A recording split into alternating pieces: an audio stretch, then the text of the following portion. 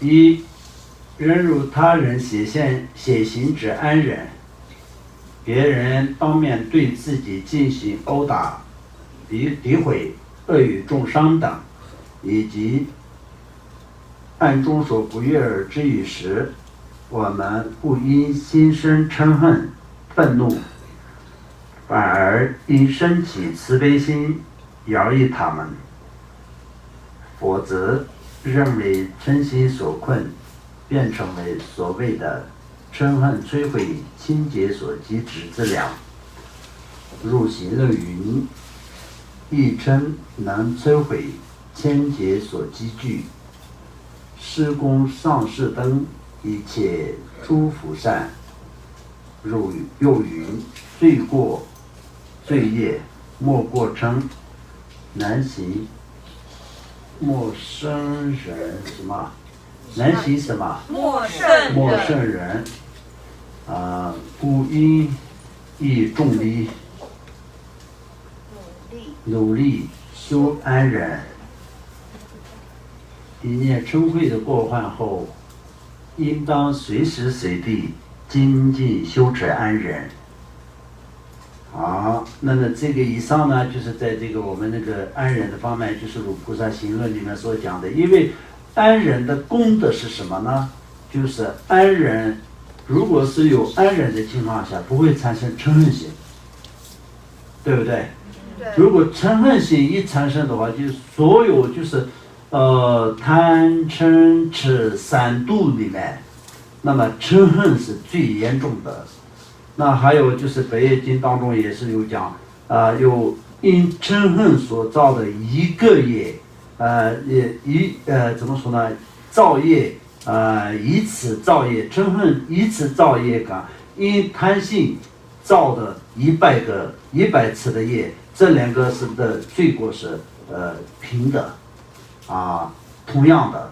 所以这说明什么呢？并不是说因贪心所造的业是比较轻，不是这个意思。但是嗔恨心呢，比就是贪嗔痴三个当中呢最重最严重的。所以在六道当中，就是用业力因果的所感到的，就是在那个分别的情况下，也是嗔恨的，怎么说呢？嗔恨性，嗔恨引起的，全部都会下地狱的。那么其他的呢，就是在贪、嗔、痴、慢、疑五度的话，也有这个六道的其他的地方，就是以这样的一个区别嘛。所以六道当中呢，就地狱是最痛苦的嘛。所以呢，就是嗔恨的业力才是最严重的。所以呢，我们要修持安忍的最主要的那个怎么说呢？原因是它可以在消灭嗔恨心。我们有了嗔恨心，那我们就不能解脱。那就像我们经常说的一样，我们放生的时候，也是同样的这个起心动念跟想法。为什么？放生的那些鱼，它死了，死在刀下或者烧在那个锅里面，都是非常非常的痛苦嘛，对不对？这不用讲。这个以外还有它的后面有一个更可怕的事情会发生的是什么呢？那些众生都是会有感受，而且嗔恨心是会有的。所以呢，就是他在刀下死的时候，他很嗔恨，因为这个嗔恨的原因，他不光是这个时候的痛苦，他又会下地狱啊。所以我们就是放生的时候，把从这个刀下救下来的时候，他也是会有一个感恩的心。然后他就是放下去的时候，如果说我们今天算是放的不对，环境不适宜，他走了也是他没有这个嗔恨心，而且是没有这个痛苦。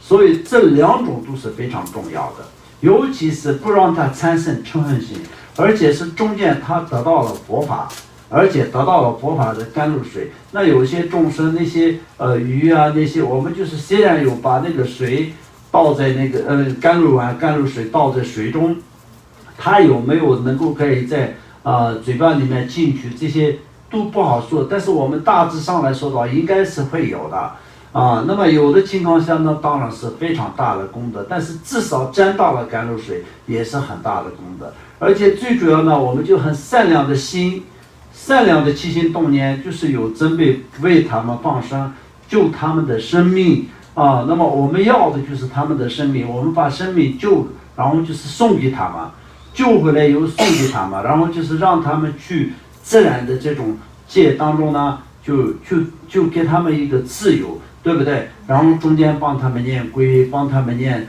佛菩萨的名号。那这样的情况下，几乎有经过一次这样的一个放生的过程的一个众生来说的话，就可以说是在从那个时候开始，他就是从怎么说呢，那个出生道当中可以解脱的，所以就非常非常殊胜的功德。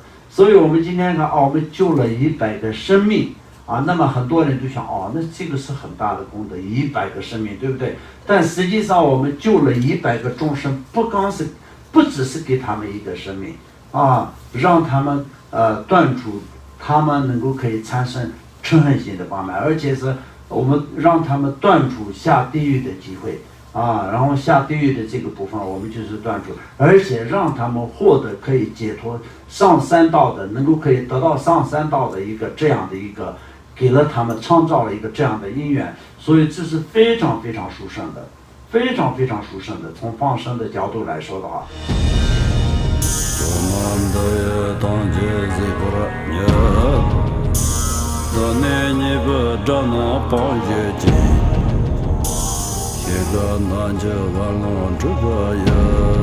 自本作人着康中